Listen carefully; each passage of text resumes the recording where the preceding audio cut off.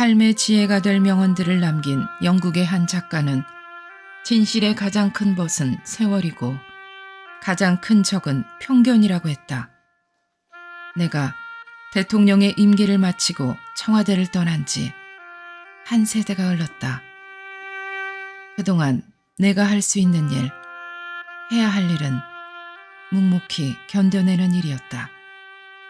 갖은 핍박과 능멸을 참아내는 일은 고통스러웠고 나를 지치게 했다.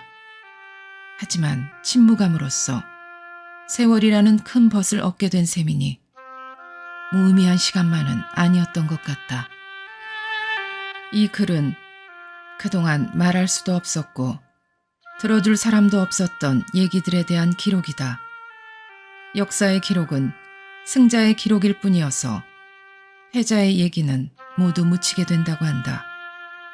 나를 역사의 전면에 끌어냈던 일들과 관련해서는 아직도 많은 부분이 사람들 앞에 진실된 모습으로 비춰지지 않고 있는 것 같다. 편견과 오해가 사람들의 밝은 눈을 가려놓고 있는 것이다. 의도된 편견은 세월이 지난다고 바로잡히지 않는다. 어떤 일들은 편견의 벽에 갇혀 있는데 그치지 않고 성역 안에 모셔져 있다. 이 글이 세월의 힘을 빌어 진실을 밝힌다 해도 신화처럼 굳어진 편견과 오해가 풀리지는 않을 것이다. 서정주 시인은 자화상이란 시에서 어떤 이는 내 눈에서 죄인을 읽고 어떤 이는 내 입에서 천치를 읽고 가나 나는 아무것도 뉘우치진 않을란다 하고 읊었다. 사람들은 이 글에서 내가 투박한 육성으로 토해내는 항변과 원망과 자기 자랑을 읽게 될 것이다. 시간의 여과 과정을 거치기는 했지만 지난 세월이 힘겨웠던 만큼 가슴에 맺힌 것이 없지 않은 것이다. 애써 착하고 고상하고 아름다운 목소리를 내려고 가성을 사용하지 않았다. 나의 회고록은 참회록이 되어야 한다고 생각하는 사람들의 뒷공론을 나는 개의치 않으련다. 우리 현대사의 논쟁적인 사건들을 국민은 각자 나름대로 이해하고 있을 것이다. 그동안 몇 번의 사법적 판단들도 있었다. 시대가 흐르고 정권이 바뀌면서 이전과는 완전히 뒤집힌 결론이 내려지기도 했다. 국민은 무엇이 진실인지 밝혀달라고 요구할 권리가 있다. 나는 진실을 알고자 하는 국민과 역사의 요구에 따라 내가 알고 있는 사실들을 알고 있는 대로 서술할 것이다. 그러나 그 일들에 대해서는 각자의 입장과 시각에 따라 이견이 첨예하게 대립해 있고 나는 당사자의 한 사람이었던 만큼 나의 진술이 냉정한 관찰자의 증언이라고 할 수는 없다고 하겠다. 그에 대한 해석과 평가는 국민 각자의 그리고 역사의 몫이다. 나는 일찍부터 기록의 중요성을 인식하고 있었다.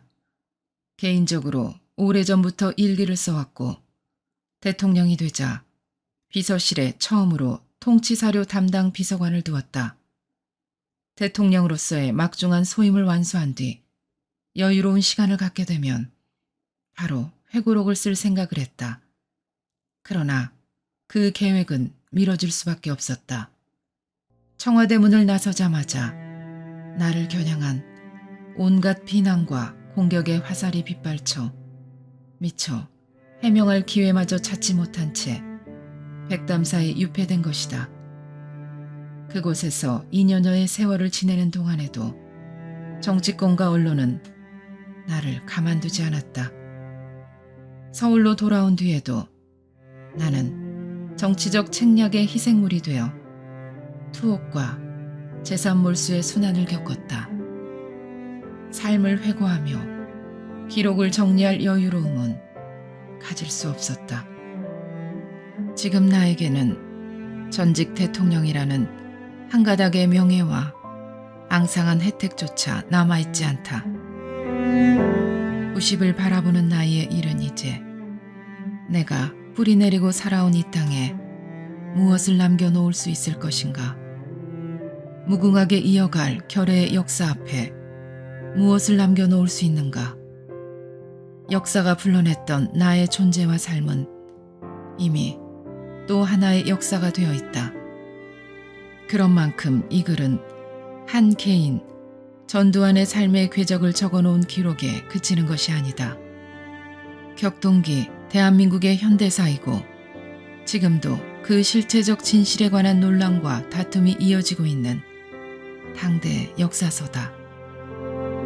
나는 내 삶의 흔적을 기록으로 남기는 일은 누가 대신 해줄 수도 없는 일이고 또한 나의 마지막 책무라는 깨달음에서 새삼 이 책의 결말을 서두르게 되었다. 근년에 이르러 언제부터인가 나는 가까운 일들이 기억에 저장되지 않는 사례가 있음을 깨닫게 되었다. 하지만 사물을 인식하고 사리를 판단하는 데는 아무런 어려움을 느끼지 않는다. 내가 정리해야 할 일을 서둘러 마무리하지 않을 수 없다고 생각했다. 다행스럽게도 오래전의 일들은 마치 그림처럼 생생하게 뇌리 속에 남아 있었다. 그 기억들을 어렵지 않게 찾아내서 기록으로 남기게 되었다. 나의 회고록은 모두 3권으로 구성되어 있다. 1권에는 박정희 대통령 시해 사건인 1979년의 11.6부터 이듬해 9월 1일 내가 11대 대통령에 취임하던 때까지의 일들을 담았다. 12.12, 5.17, 5.18이라는 극적인 사건들로 이어진 이 시기는 10개월 남짓한 길지 않은 기간이지만 우리 모두가 힘겹게 통과해야 했던 우리나라 현대사 최대의 격동기였다. 뿐만 아니라 나 개인으로서도 생애의 운명적 변곡점을 맞이했던 시기였다. 그래서 회고록의 앞대목에 놓았다. 이권은 대통령이 되어 7년 반 동안 혼신의 힘을 다 쏟은 국정 수행의 총체적인 기록이다. 3권의 전반부에서는 어린 시절과 육군 사관학교에 입교해 국군 보안사령관이 되기까지 군인으로서의 삶을 회고해 보았다. 후반부는 대통령의 소임을 성공적으로 끝내고 한 사람의 가장으로 돌아온 뒤의 이야기다. 임기를 마치고 퇴임함으로써 우리나라에서는 처음으로 평화적 정부 이양의 선례를 만든 전직 대통령의 순환사다. 원고를 정리해가는 과정에서 당시에는 몰랐거나 깨닫지 못했던 사실들이 적지 않음을 알게 되었고 그러한 내용들은 관계자의 진술이나 관련 자료들을 충실히 인용했다. 나 개인의 기록물은 물론 국회 청문회 기록, 5.18 특별법에 따른 수사, 공판 기록, 재임 중 정부의 기록물, 그 외에 내가 수집할 수 있는 모든 자료들을 토대로 정리한 것이다. 그러니까 이 책은 나 개인의 회고록에 그치는 것이 아니고 나와 함께했던 동시대 관련자 모두의 발언록이기도 한 것이다. 나는 연구자들을 위해 그 모든 자료들을 모아 자료집을 만들도록 당부해뒀다. 나는 이 책의 출간 시기를 정해놓고 원고를 준비해오지는 않았다. 10여 년 전부터 나의 아내와 출판사를 하는 장남 제국이 틈틈이 나의 일기와 메모, 구술 내용 등을 정리해 초고를 만들었고 이상희 전 내무부 장관이 이 일에 참여했다. 이 글에는 특히 각종 기록물과 자료들의 인용이 많은데 권오준, 김용진 군이 많은 분량의 기록물을 취합 정리하고 전산화하는 작업을 맡아 수고해 주었다. 재임 중 나를 보좌했던 수석 비서관들의 조언도 도움이 되었다. 최종적으로 원고를 완성하는 일은 민정기 전 공보비서관의 손을 빌렸다. 이 글을 쓰면서 내가 살아온 지난 세월을 돌아보니 나의 삶이 평탄치 않았다는 사실을 새삼 느끼게 된다. 파란만장했다거나 영육이 점철됐다거나 하는 말들은 진부한 표현일 수도 있지만 나의 짧은 어휘력으로는 사실 이보다 더 적당한 말도 찾기 어렵다. 격동의 대한민국 현대사에서 나의 앞섰던 전임 대통령 4분, 이승만, 윤보선, 박정희, 최규하의 정치적 역정 또한 굴곡이 많기로는 나의 삶과 크게 다르지 않았다고 생각된다. 4분 모두 법에 정해진 임기를 다 채우지 못하고 물러나야 했다. 부정선거에 대한 책임을 지고 대통령직을 사임한 뒤 해외로 망명 갔다가 생애를 마치신 분도 있고 임기 중 측근에게 시해를 당해 세상을 떠나신 분도 있다. 그분들 개인으로서는 불운이라고도 하겠지만 임기를 마칠 수 없었다는 것은 그 이유가 무엇이었던 간에 우리의 정치사가 그만큼 순탄치 않았다는 얘기가 된다. 내 뒤로 노태우, 김영삼, 김대중, 노무현, 이명박, 박근혜 대통령 등 6분의 대통령이 나왔는데 한 분은 재임 중 국회의 탄핵소추를 받은 일이 있었고 다른 한 분은 헌법재판소가 국회의 탄핵소추를 인용함으로써 임기를 1년 가까이 남겨놓은 채 물러나야 했다. 임기가 보장된 대통령 중심제임에도 불구하고 우리나라에서 대통령이 소신껏 국정을 수행하고 임기를 마치는 일이 여전히 어려운 일이라는 사실을 일깨워주고 있다. 그러나 어쨌든 이제 대통령은 임기가 끝나면 하루도 더 머물지 않고 청와대를 떠나야 한다는 너무도 당연한 권력순환의 순리가 전통으로 뿌리를 내린 것이다. 내가 헌정사상 처음으로 소정의 임기를 마치고 퇴임했고 정부를 평화적으로 후임에게 이양한 것은 우리의 현대 정치사에 하나의 이정표를 세웠다는 의미를 갖는다고 하겠다. 나는 나에게 그러한 기회와 영광을 안겨준 국민과 역사 앞에 감사한다. 나는 평생을 살아오면서 능력이 모자라 하지 못한 일들은 있었지만 해야 할 일을 게을러서 하지 않은 적은 없었던 것 같다. 나라를 위해 헌신한다는 의지와 충정만큼은 부족하지는 않았다고 생각한다. 나는 주어진 일, 시키는 일만 하지는 않았다. 어느 자리에 가든 없는 일도 찾아서 하고 시키지 않은 일도 만들어서 해야 직성이 풀리는 성격이다.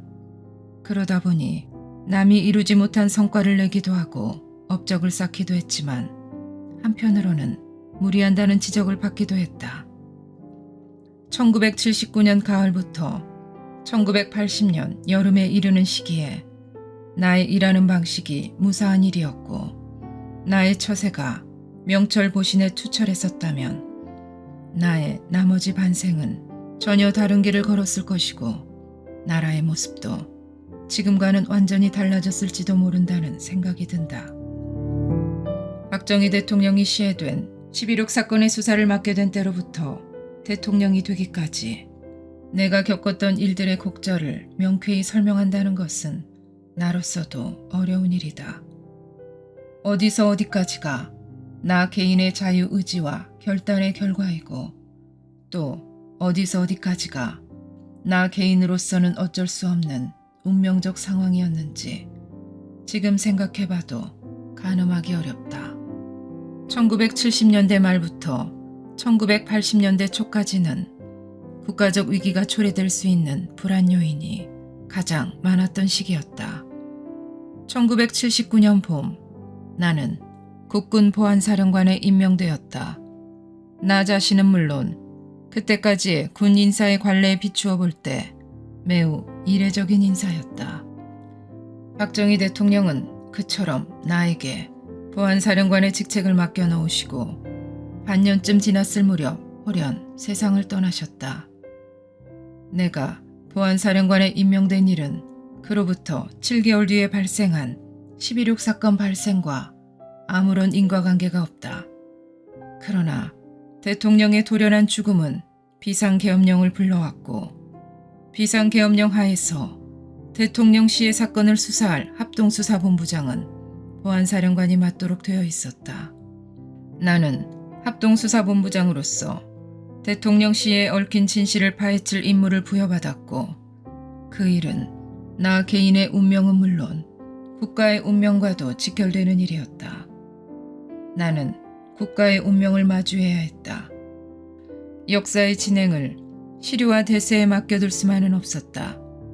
나는 청년 시절 조국 수호를 위해 국문에 뛰어들던 때의 초심을 되새겼다.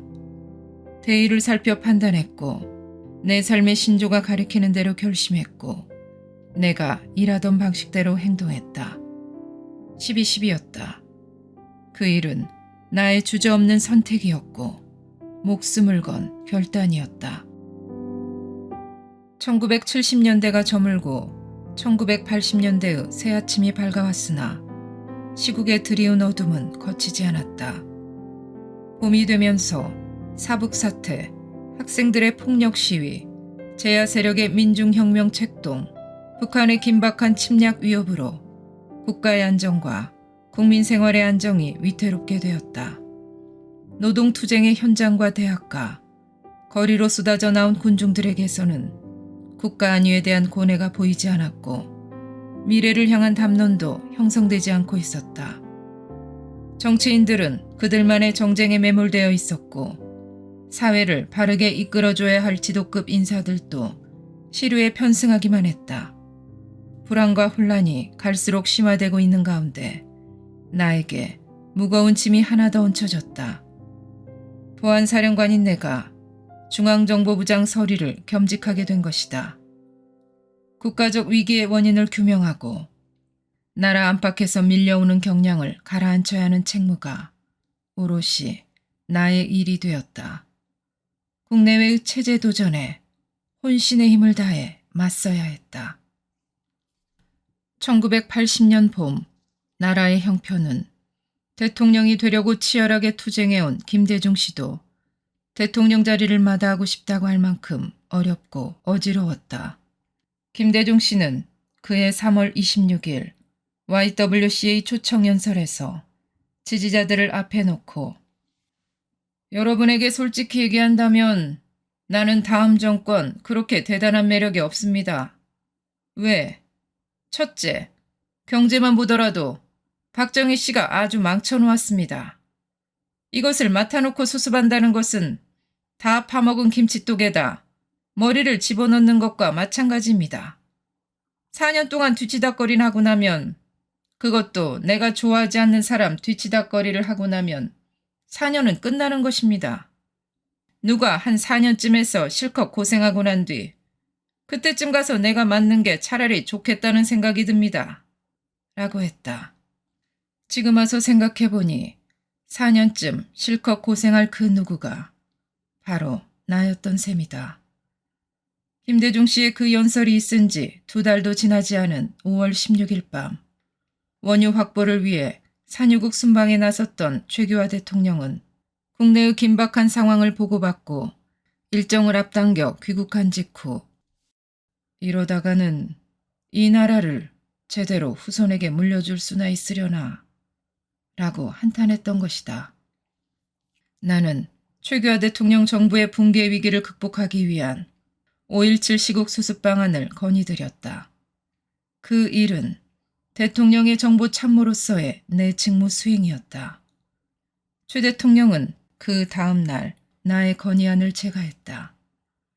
나라를 제대로 후손에게 물려주기 위해서는 그렇게 시국을 수습해 나갈 수밖에 없다는 결단을 내린 것이다.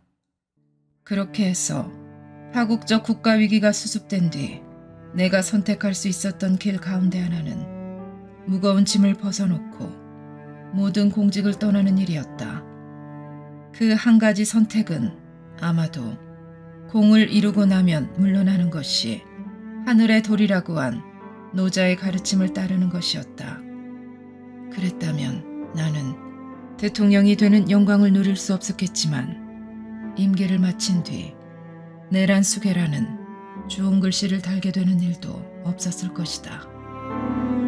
어떤 이들에게는 아직도 12.12와 5.17이 내 사적인 권력 추구의 출발점이라고 단정되고 있겠지만 나를 역사의 전면에 끌어낸 것은 시대적 상황이었다.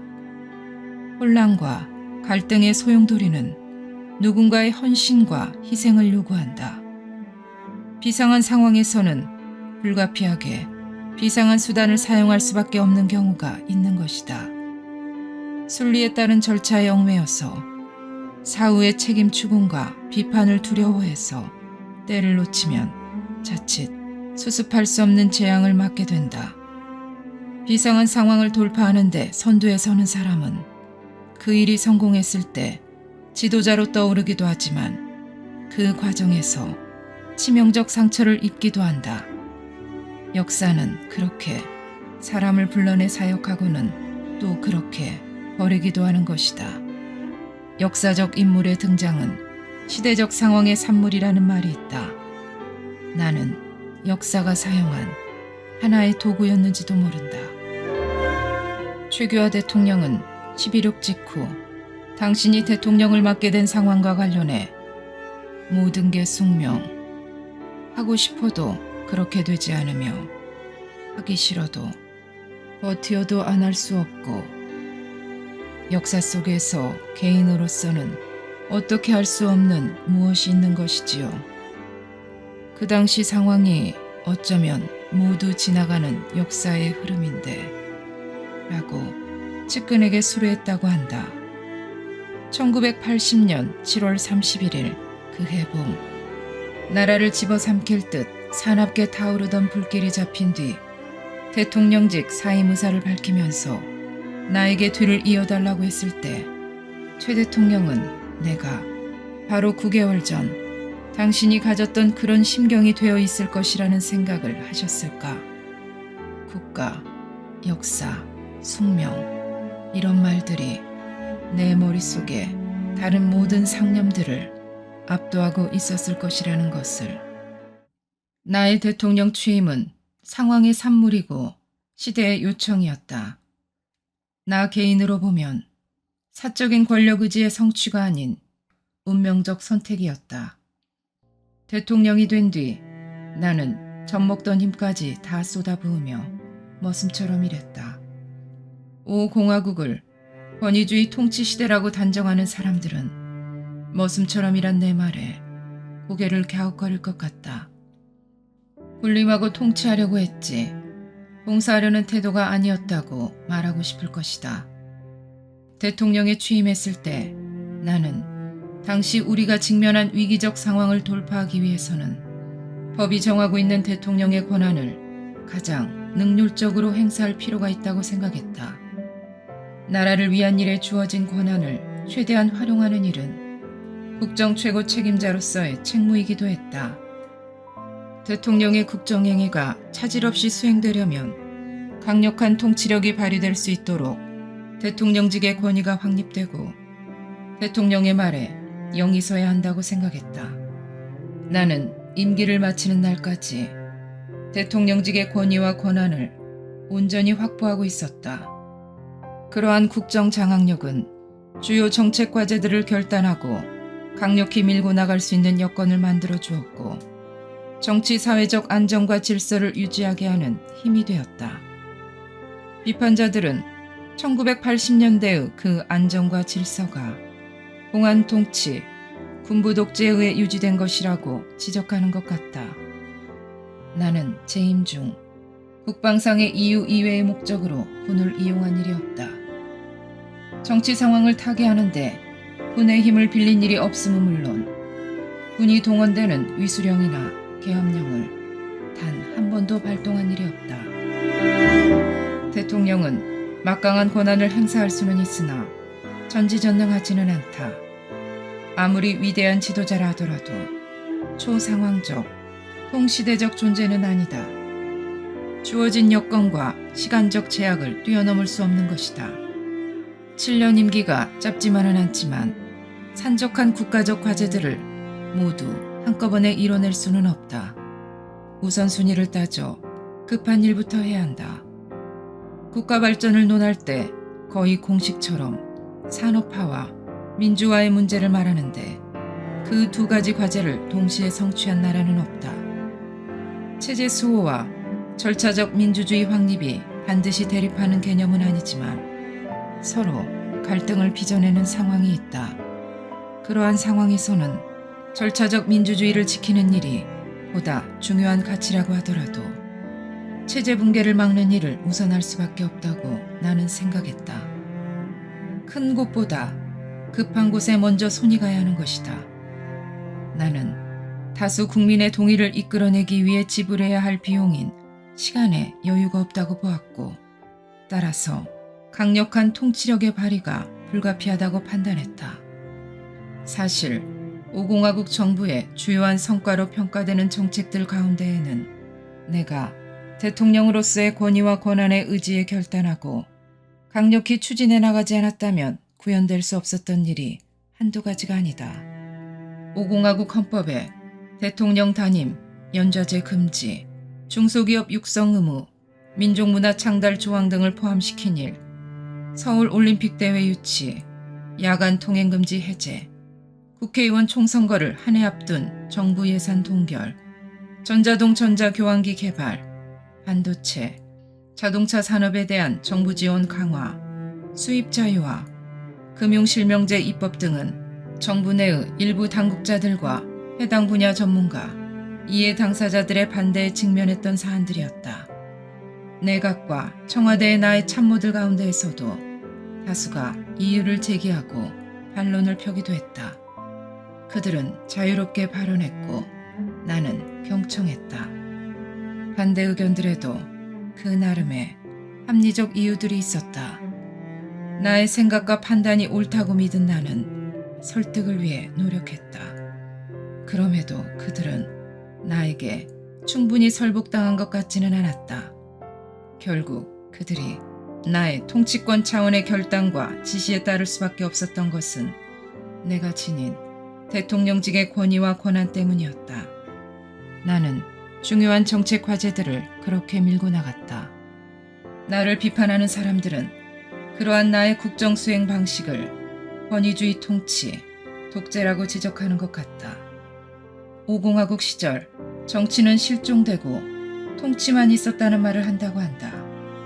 나는 재임 중 중요한 국가적 의제가 제기되면 나의 전임 대통령들을 초치해서 조언을 구했고, 여당 대표는 물론 복수의 야당 대표들과도 만나 대화를 나누고는 했다. 1987년에 6.29 선언만 하더라도 내각제를 추진하던 나의 발상의 전환에서 비롯된 것이지만 그러한 폭넓은 대화 정치의 과정을 거친 결과물인 것이다. 나는 잠자는 시간을 쪼개가며 국정을 살피느라 대통령의 자리를 즐겁다고 느껴본 적은 없었다. 열심히 일한 것은 대통령인 나뿐만이 아니었다. 공직자와 국민들도 함께 뛰었다. 땀 흘린 보람은 수치로 나타났고 국민 각자가 몸으로 느낄 수 있었다. 모두가 신이 나서 뛰었다. 세계는 한국인이 달려온다며 경의의 시선으로 주시했다. 내가 대통령으로 재임한 1980년대는 그 이전 시대와는 분명히 다른 모습의 사회로 변해갔다고 나는 확실히 말할 수 있다. 1980년대에 형성된 지층과 그 이전 시대의 지층은 그 색깔과 구조가 다르다. 나는 대통령으로 취임하자 정부 정책의 기조를 안정과 개방, 자율로 전환했다. 우리 사회를 세계와 미래를 향해 열어놓은 것이다. 그 결과 30%대에 달했던 물가 상승률은 2년 만에 한 자릿수로 정착됐고 사상 처음으로 국제수지 흑자를 기록했다. 아시아 경기대회와 올림픽을 유치해 160개국의 선수들이 서울을 찾아왔고 세계인의 시선이 서울로 집중되었다. 국민들은 야간 통행금지의 해제로 30년 만에 비로소 하루 24시간을 온전히 활용할 수 있게 되었고 처음으로 자유롭게 해외로 여행을 다니게 되었다. 흑백의 TV 화면이 컬러로 바뀌자 우리의 마음과 생활 환경이 보다 밝고 다양해졌다. 전국이 전산망으로 연결되기 시작했고 아파트 한 채와 맞먹던 백색 전화가 사라지고 일가구, 일전화 시대를 맞이했다. 프로야구, 프로축구의 시대가 열렸다. 무엇보다도 우리 국민은 대통령이 소정의 임기를 무사히 마치고 후임자와 악수를 나누며 청와대를 떠나는 모습을 헌정사상 처음으로 목격할 수 있었다. 내가 오공화국 시절 이룩한 성과를 애써 설명하는 것은 퇴임 후 나에 대한 평가가 너무도 인색하고 부정 일변도였던 데 대한 서운함을 토로하는 뜻이 없지 않다. 그러나 그보다는 1980년대에 박봉 속에서도 나라를 위해 헌신 봉사한 모든 공직자들의 공로와 긍지가 나로 인해 짓밟혀온 데 대한 미안함 때문이다. 임금 동결, 추곡 수맥과 동결 등 참기 어려운 고통을 분담하며 정부의 노력에 힘을 보태준 국민 여러분이 나와 오공화국을 향해 쏟아지는 비난과 능멸을 지켜보며 느꼈을 시르와 분노, 허탈감을 조금이라도 덜어줘야 한다는 부담감 때문이다. 서울대학교의 이재열 교수는 2014년에 발표한 논문에서 오공화국 시절에 대해 모두가 중산층이고 앞으로 더 나아질 것이라는 희망의 문화가 넘친 1980년대라고 썼다. 이재열 교수는 1980년대의 계층적 자신감은 정치 민주화도 이끌어냈다고 평가했다. 1987년의 6.29 선언은 단지 대통령 직선제 요구를 수용한 데 그치는 것이 아니고 1980년대 우리가 이룬 정치적, 경제적 성취의 총화였다. 6.29 선언을 놓고 오공화국 정권의 국민에 대한 항복 선언이라고 하는 데 대해 나는 동의하지 않는다. 그때 내가 국민과 싸우다가 패배해서 항복한 것이라면 나는 대통령 자리에 계속 머물러 있을 수 없고 그 즉시 물러나야 했다. 그러나 6.29 선언 직후 그 어느 누구도 나에게 물러나라고 하지 않았다. 나는 그로부터 8개월을 더 재임하면서 6.29 선언에서 밝힌 민주화 조치들을 모두 완수하고 1988년 2월 25일 임기를 마친 후 청와대를 나왔다. 역사는 변증법적으로 발전해 간다는 명제에 따른다면 오공화국의 경제적 성공이 민주화의 요구를 불러왔다는 것은 역설이 아니라 순리인 것이다. 학자와 분석가들의 풀이가 어떻든 간에 나의 불행이 오공화국의 성공에서 초래된 필연적 결과였다면 그것은 불행이 아니고 국가적으로나 나 개인으로나 축복이요 행운이라고 나는 믿는다. 나는 죽어서 나오지도 않았고 해외로 쫓겨가지도 않았다. 나는 퇴임 후에 그 모든 매도와 능멸과 저주까지도 감당할 수 있었던 내 삶을 결코 후회하지 않는다. 그래서일까? 지금 나는 원고지를 앞에 놓고 지난 생애를 돌아보면서 나의 조국과 국민과 역사 앞에 감사한 마음을 갖게 된다. 대통령으로서 나는 영광의 순간을 누리기도 했고 스스로 보람을 느꼈던 일들도 많았다. 그러나 영광과 보람의 세월은 오래가지 않았다. 대통령의 자리에서 내려오는 순간부터 화살이 날아오기 시작했다. 그동안 참고 기다려왔다는 듯 시간이 흐를수록 공격의 강도는 더욱 거세졌다. 공격의 원점은 가늠하기 어려울 만큼 많았다. 대통령 재임 중 나의 반대 세력이었던 곳은 물론 권력의 핵심과 정치권, 좌경 제야 세력, 언론과 학원 등 전방위적이었다. 퇴임과 동시에 나에게 날아온 화살은 한풀이와 보복의 촉을 달고 있었던 것 같다. 육군소장 계급의 보안사령관에 불과했던 내가 11.6 이후 불과 10개월 만에 대통령이 되자 나의 등장은 느닷없는 출연으로 여겨졌던 것이다. 또 격심한 정치 사회적 진통을 겪은 뒤였던 만큼 나의 존재는 태생적으로 낯섦과 미움의 털을 달고 있었던 것 같다. 작가 이병주 씨는 대통령들의 초상이라는 책에서 만일 전두환이 존재하지 않았더라면 또는 그가 등장하지 않았더라면 그자가 설쳐되지만 않았더라면 우리가 정권을 잡을 수 있었을 것이란 환상을 쉽게 떨쳐버리지 못한다. 이러한 아쉬움이 증오의 밀도를 짙게 하고 적의를 증폭한다. 이런 정황인데다 전두환은 박정희 정권에 대한 미움까지를 감당해야 했다 라고 썼다. 그러니까 내가 권력의 갑옷을 벗자마자 화살바지 관역이 된 것은 어찌 보면 예비되어 있던 일이다. 나와 오 공화국에 대한 비난과 규탄은 아무나 아무 때나 아무렇게나 해도 다 잘하는 일이 되었다. 명예훼손이나 인격살인으로 지적될 수 있는 언동도 나를 향한 것이면 모두 용납된다. 대한민국을 적화 통일하겠다는 북한이나 종북주의자들의 언동도 그것이 나와 오 공화국을 비난하는 내용이 난 옳은 것으로 받아들이는 기류마저 없지 않다. 반면에 나와 오 공화국을 조금이라도 긍정적으로 평가하거나 옹호하는 일은 절대로 해서는 안 되는 금기처럼 되어 있다. 조심조심 주위의 눈치를 살피며 대통령을 지내면서 잘한 일도 있지 않은가 하는 말만 꺼내도 물매가 가해지는 형세인 것 같다. 어쩌다 나의 잘한 일에 대해 언급해야 할 일이라도 있게 되면 그 얘기의 앞뒤 어느 대목에 근본적으로는 나를 좋게 평가하지 않는다는 단서를 반드시 붙여야만 한다.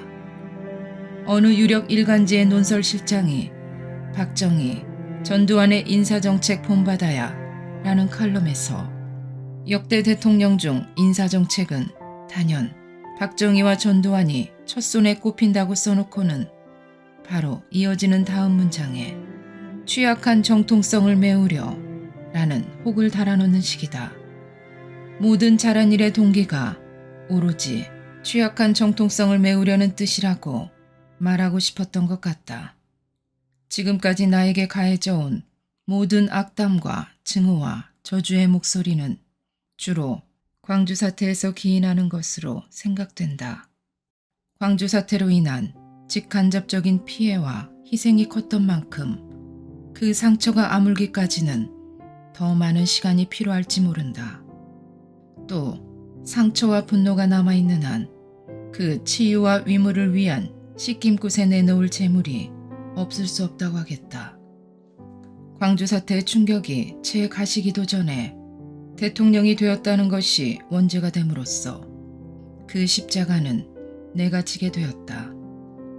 나를 비난하고 모욕 주고 저주함으로써 상처와 분노가 사그러진다면 나로서도 감내하는 것이 미덕이 될 수 있을지 모른다. 그러나 나의 유죄를 전제로 만들어진 5.18 특별법과 그에 근거한 수사와 재판에서조차도 광주 사태 때 계엄군의 투입과 현지에서의 작전 지휘에 내가 관여했다는 증거를 찾으려는 집요한 추궁이 전개되었지만 모두 실패했다. 더욱이 광주에서 양민에 대한 국군의 의도적이고 무차별적인 살상행위는 일어나지 않았고 무엇보다도 발포 명령이란 것은 아예 존재하지도 않았던 것으로 밝혀졌다. 그렇다고 해서 나에 대한 미움이 사라진 것은 아니다. 더욱이 근자에 민주화운동이라는 광주 사태의 성격과 관련해 고착화된 통념을 뒤흔드는 주장과 그 주장을 뒷받침하는 증언과 증거들이 제시되자 화살을 맞은 맹수처럼 나에 대한 공격은 더욱 거칠어지기도 했다. 검찰은 1980년에 나의 말과 행위 가운데 범죄 구성 요건에 해당하는 사실을 찾아낼 수 없게 되자 외양을 보지 말고 속을 봐야 한다고 했다. 겉으로 보기엔 죄를 지은 일이 없는 것 같지만 나의 가슴속, 머릿속을 살펴보건대 범위가 있었음이 분명하다는 것이다. 나의 유죄를 입증한다면서 희한한 색깔론까지 동원했다. 피고인의 머릿속 색깔은 다른 사람들과 달랐기 때문에 같은 행위를 했어도 다른 사람은 죄가 되지 않지만 내가 한 일은 죄가 된다는 논리였다. 5.17 시국 수습 방안이 국헌문란의 속내를 감추고 있었다는 사실은 그 뒤 내가 대통령이 된 것만 보더라도 알 수 있는 일이라는 것이다. 내가 애초에 권력을 찬탈하려는 생각이 없었다면 대통령이 되는 일도 없었을 것 아니냐, 이런 뜻인 것 같다. 그러니까 나는 대통령이 됐다는 사실 자체만으로 이미 죄인이 된 것이다. 한풀이와 보복의 손길은 끈질기게 사법기관의 문을 두드렸다. 면소 판결로 지나갔던 사법적 판단은 다시 역사바로 세우기란 이름 아래 소멸시효까지 정지시키는 특별법 제정과 유죄를 전제로 강행된 재판을 연출해냈다. 5.18 특별법의 입법을 전후해 수백 명이 각각 고소 고발인과 피의자, 참고인, 그리고 피고인과 증인의 신분으로 검찰과 공판정에 불려가 엄청난 분량의 진술을 남겨놓았다. 이 책에 수록된 내용 가운데 당시 사건들과 관련한 사실관계에서는 특별히 처음 밝혀지게 됐다고 할 만한 것은 그리 많지 않을 것이다. 5.18 특별법에 의한 검찰 수사와 재판 과정에서 사실관계는 낱낱이 다 드러났기 때문이다. 그러나 많은 사람들은 이 글을 읽으면서 자신들이 지금까지 알고 있던 사실들이 상당 부분 잘못된 것임을 발견할 수 있을 것이다. 그 진술 내용들이 아주 많이 왜곡된 채 국민들에게 알려져 왔기 때문이다. 검찰은 사건을 수사하고 재판을 진행하는 과정에서 나를 포함한 피고인들에게 유리하게 작용할 내용들은 상당 부분 덮어놓았다. 피고인들의 유죄를 입증해야 할 검찰의 입장에서는 당연한 처사였을 것이다.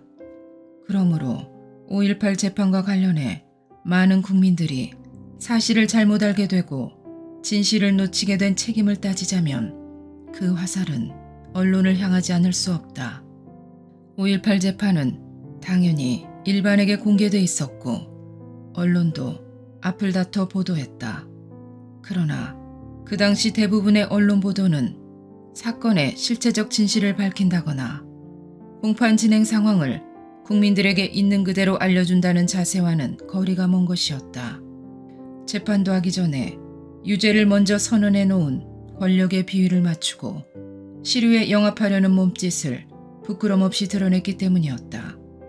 주관적인 의견 기사는 그렇다 치더라도 보도기사의 기본인 사실 보도마저 편향과 왜곡이 지나치다고 할 만큼 심했다.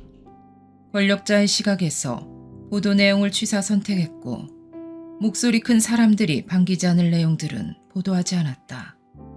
어느 TV 극작가는 여러 차례 재판을 방청한 뒤 환장할 전노공판 참관기, 거꾸로 보도하는 유력 일간지들이라는 글을 남겼다. 오죽 왜곡이 심했으면 환장하겠다고까지 했겠는가. 그처럼 부실한 보도만을 접해야 했던 국민은 언론이 제공한 왜곡된 사실을 진실인 듯이 알 수밖에 없었다. 사실 보도의 내용이 잘못됐었기 때문에 많은 국민들이 인식하고 있는 진실과 실체적 진실 사이에는 적지 않은 괴리가 생긴 것이다. 그러나 가장 큰 책임은 당사자인 내가 불민하고 부덕해 당시의 상황을 제대로 알려드리지 못한 데 있다고 하겠다. 광주 사태에 대한 언론의 이처럼 편향되고 부실한 보도 태도는 지금까지도 이어지고 있다. 통념화된 인식과 일부 국민의 정서에 반하는 기사는 절대로 보도할 수 없는 금기가 되어버린 것이다. 5.18 특별법에 따른 재판이 있었던 1996년으로부터 17년이 지난 2013년 9월 13일 이희성 당시 계엄사령관은 동아일보와 가진 기자회견에서 전두환은 5.18에 관한 한 책임이 없다. 당시 보안사령관으로 광주와 아무런 관련이 없던 전 대통령이 정상 지휘체계를 무시하고 5.18에 개입한다는 건 말이 안 된다. 소위 좌파들이 전두환을 끌어들이려다 보니 지휘체계가 이원화됐다는 주장을 한 것이다. 만약 전 대통령이 지휘체계를 이원화해서 배후에서 직접 지휘를 했다면 그건 군법회의에 붙일 엄청난 사안이다. 전두환이 지휘 이원화를 했다면 계엄사령관인 내가 가만히 있었겠나. 전두환은 내게 까마득한 후배다. 그는 내게 불경스럽거나 무례한 행동을 하지 않았다. 라고 밝혔다. 동아일보의 이희성 장군 인터뷰는 5.18 때 내가 현지의 작전을 지휘했고 발포를 명령했다는 선입견 아래 이희성 장군의 입에서 그런 내용의 말을 유도해내려는 의도로 마련된 것인 듯했고 기사도 그런 방향으로 작성된 것이었다. 그런 때문인지 광주 사태에 나는 책임이 없다는 점을 분명히 밝힌 몇 대목은 시내판 기사에서 삭제해버렸다. 그로부터 다시 3년이 지난 2016년 5월 16일 이희성 장군은 조선일보의 최보식 선임기자와 만났다. 인터뷰가 이루어졌고 그 내용은 기사화됐다. 그러나 기사화된 그 인터뷰는 조선일보 지면에 나타났다가 사라졌다. 지방판에 실렸던 이희성 장군의 인터뷰 기사는 다음 날 아침 서울 시내에 배달된 신문에는 황급히 광고로 대치되어 있었다. 나로서는 그 이유와 곡절을 알 수 없는 일이다. 그렇게 사라졌던 기사가 인터넷에는 나타났다. 최보식이 만난 사람이라는 제목의 장문의 이 인터뷰 기사에서 이희성 장군은 광주 사태 때 내가 실질적으로 계엄군을 지휘했다는 주장에 대해 그건 군의 작전 지휘 계통을 정말 모르고 하는 소리요. 전두환 보안사령관이 나 몰래 따로 보고받고 지시했다는 소리인데 그건 범죄요. 그러면 내가 그냥 두고 볼 것 같소. 내가 있는데 있을 수 없는 일이요. 전두환은 새카만 후배였고 내게 형님 하며 어려워했소. 나를 뛰어넘어 감히 월권에 내 성격을 알고 이런 관계만 알아도 그런 소리가 안 나옵니다. 전두환은 밝은 사람이지 음습하지 않아요. 몰래 그렇게 하는 스타일이 아니오. 내 단호히 얘기하오. 광주에 관한 한 전두환 책임은 없소. 라고 단언했다. 이 글에서 나는 나에 대한 비난과 저평가에 대해 때로는 반론도 하고 항변을 하기도 했지만 정치 자금에 관한 문제는 변명도 할 수 없는 나의 허물임을 인정하지 않을 수 없다. 여당의 총재로서 당의 운영과 선거에 소요되는 막대한 자금을 조달해야 할 책임이 대통령인 나에게 있었고 국민의 세금을 사용할 수 없었던 재정 사정 때문에 기업인한테서 돈을 받은 것이 사실이다. 하지만 당시의 제도적 여건 때문에 불가피한 관행이었다는 사실이 면죄부가 될 수는 없을 것이다. 대통령 재임 중 나의 책임하에 기업으로부터 정치자금을 모아 사용했고 더욱이 퇴임하면서 상당의 그 자금을 남겨 가지고 있었던 것이 사실인 만큼 그 책임을 면할 길은 없다. 5.18 특별법 재판과 병합된 재판에서 뇌물의 개념을 확대 해석함으로써 내가 받은 자금은 모두가 뇌물이라는 새로운 판례를 만들어내기도 했지만 나에게 원죄가 있는 만큼 억울하다고 할 수도 없는 일이다.